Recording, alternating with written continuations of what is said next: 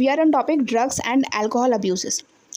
Surveys and statistics show that use of drugs and alcohols have been on rise, especially among the youth. Youth में drugs and alcohol abuse का एक बहुत ही rise देखा गया है surveys के according. This is really a cause of concern as it could result in many harmful effects. Proper education and guidance would enable youth to safeguard themselves against these dangerous behavior patterns and follow healthy lifestyle. The drugs which are commonly abused are opioids, cannabinoids and coca alkaloids. ये तीन ऐसे तरीके के drugs हैं जो आजकल बहुत ही ज़्यादा कॉमनली यूज़ करे जाते हैं, specially by the youth. First we are studying about opioids.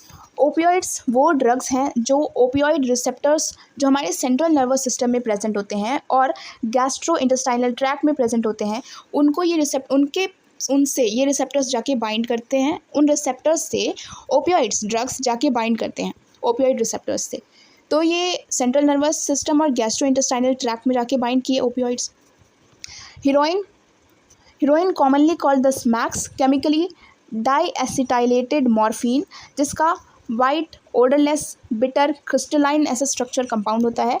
Heroine एक इसका एग्जांपल है जो ओपियोइड्स के अंदर आता है.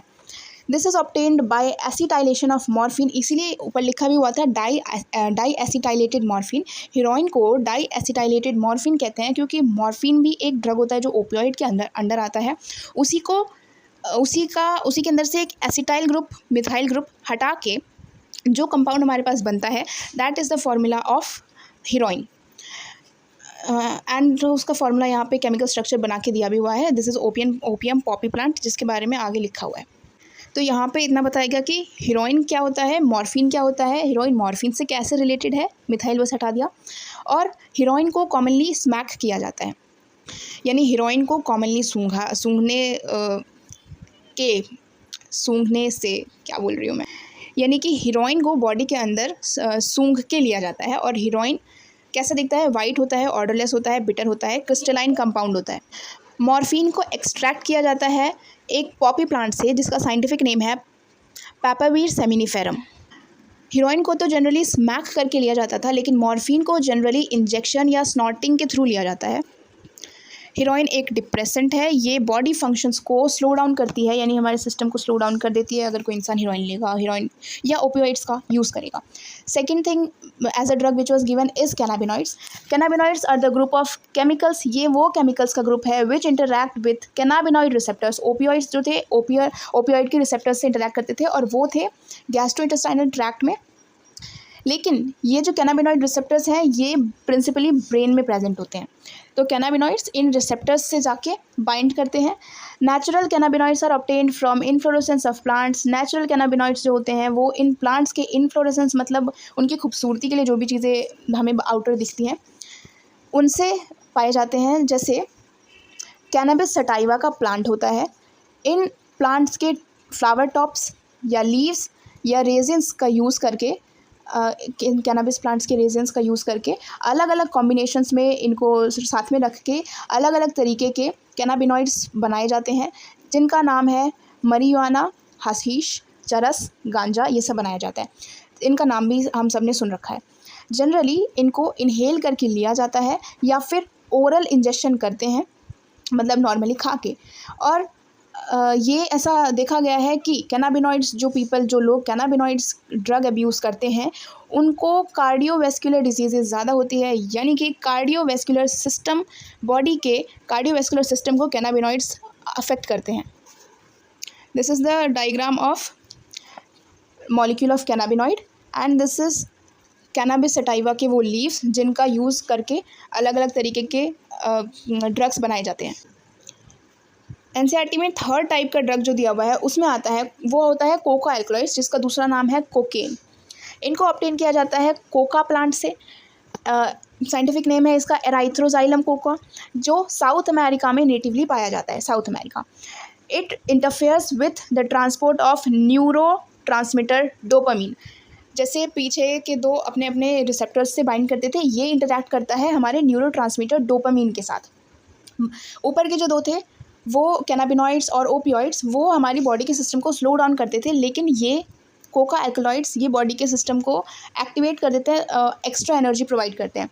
कोकेन जिसे कॉमनली कोक भी कहा जाता है या फिर क्रैक भी कहा जाता है, इसको यूजुअली स्नॉट करके इनहेल करा जाता है।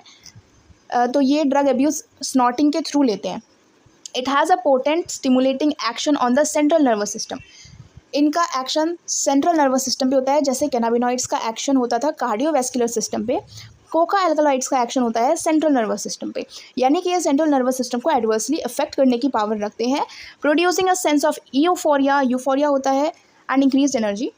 यूफोरिया होता है अपने हिसाब से कोई सिचुएशंस क्रिएट करना, जैसे काफ़ी फिल्म्स मूवीज़ में भी ऐसा दिखाया जाता है, जंगल में कोई ग्रुप ऑफ पीपल जंगल में चले गए, वो लेकिन completely imaginative type of story होती है, दैट कम्स अंडर यूफोरिया। तो जो भी कोका एल्कलॉइड्स ड्रग अब्यूज़ करता है उनको यूफोरिया होना कॉमन होता है, और इंक्रीज एनर्जी उनके अंदर देखी जाती है कि काफ़ी एनर्जी में इंक्रीज़ है for only the certain period of time, जिस टाइम तक उस ड्रग अब्यूज़ का अफेक्ट चल रहा है। Excessive dosage of cocaine causes hallucinations. Hallucinations होते हैं चक्कर आना और अपनी कॉन्शियस बिहेवियर को खो देना।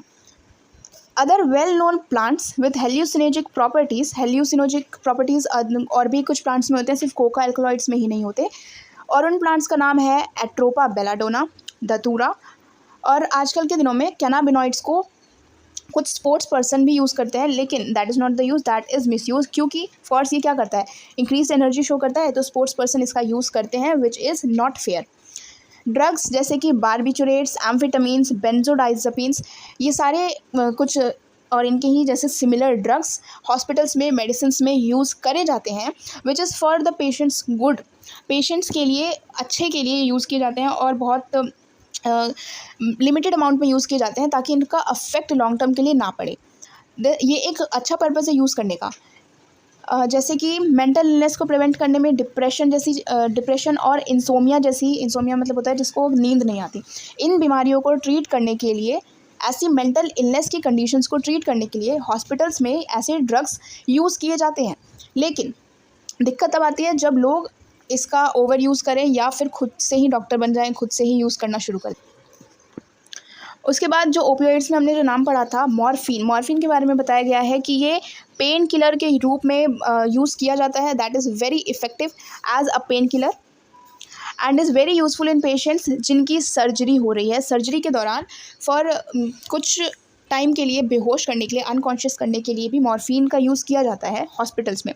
Several plants, fruits and seeds having hallucinogenic properties have been used for hundreds of years for folk medicine, religious ceremonies and rituals all over the globe. When these are taken for a purpose other than the medicinal use or in the amount या फिर frequency that imparts one's physical, physiological and psychological functions, it constitute drug abuse. जब वैसे तो इन drugs का use एक limited amount में काफ़ी जगहों पे होता है, रिलीजियस पर्पसेस के लिए भी होता है, मेडिसिनल पर्पसेस के लिए भी होता है, लेकिन जब इन्हीं ड्रग्स का यूज़ इस तरीके से होने लगे कि किसी की फिजिकल, फिजियोलॉजिकल या साइकोलॉजिकल फंक्शंस को अफेक्ट करे, then it is called a drug abuse. इसके आगे हमें एक ड्रग के बारे में दिया गया है जो एक्चुअल में इसको ड्रग बोला नहीं है, लेकिन this is also a type of drug. लिखा है smoking also paves the way to hard drugs. Smoking भी हार्ड ड्रग्स की कैटेगरी में आता है। इसका एग्जांपल है टोबैको स्मोकिंग करना। Tobacco has been used by human beings for more than 400 years. It is smoked, chewed और यूज्ड एज स्नफ।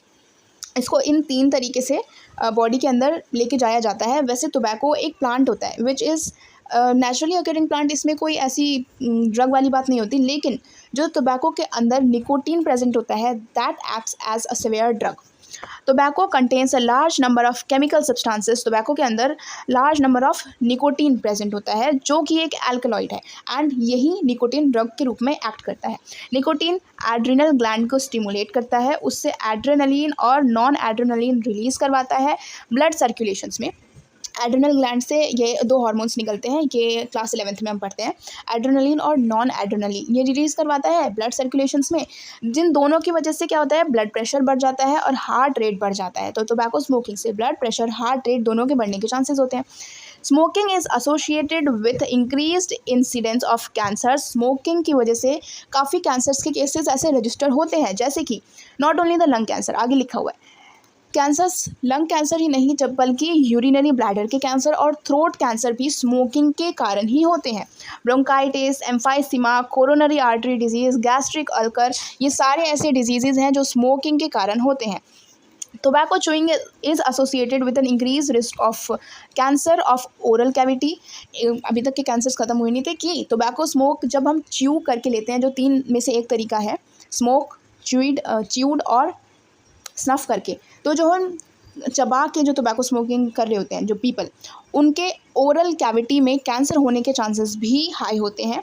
स्मोकिंग जो होता है, टोबैको स्मोकिंग जैसे हम कर रहे हैं, जो भी इंसान कर रहा है, उनमें कार्बन मोनोऑक्साइड की कंसंट्रेशन से ना जाके बाइंड हो जाता है। मतलब क्या होता है, स्मोकिंग इंक्रीज़ करता है कार्बन मोनोऑक्साइड का कंटेंट हमारे ब्लड में कार्बन मोनोऑक्साइड बढ़ जाती है। लेकिन क्या ज़्यादा होना चाहिए, ऑक्सीजन, CO2 वगैरह होता है ना, कार्बन मोनोऑक्साइड यहाँ पे बढ़ जाता है स्मोकिंग की वजह से, जिसकी वजह से हमारे ब्लड के अंदर हीम बाउंड जो कंपाउंड होता है, विच इज़ ऑक्सीजन की कंसंट्रेशन रिड्यूस हो जाती है, कम हो जाती है, जिसकी वजह से ऑक्सीजन डेफिशिएंसी होती है बॉडी में एंड प्रॉब्लम्स यहीं से ऑक्यूर होना शुरू हो जाती हैं।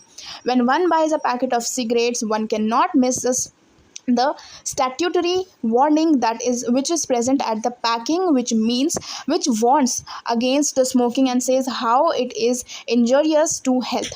तो टोबैको स्मोकिंग के पेशेंट्स को ये बात तो ध्यान रखनी चाहिए कि उस पैक में भी खुद लिखा हुआ होता है कि ये हेल्थ के लिए कितना हानिकारक है। Yet smoking is very prevalent in the society. Smoking of course society में हर दूसरे इंसान को देख लिया जाता है कि स्मोकिंग करते हुए, both among the youths and the old.